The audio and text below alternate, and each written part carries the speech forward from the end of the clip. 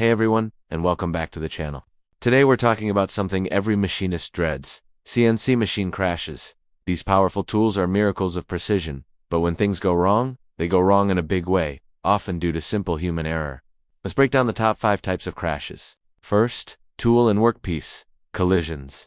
This happens when the cutting tool smashes into the part or the machine itself, usually because of a wrong offset or a programming mistake. Second, basic operator error.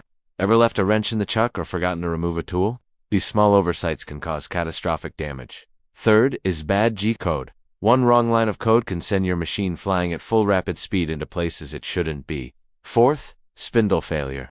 If the bearings wear out or lubrication is poor, the spindle can seize up, shattering the tool mid-cut. And finally, control system malfunctions. It's rare, but a computer glitch can make the machine go haywire.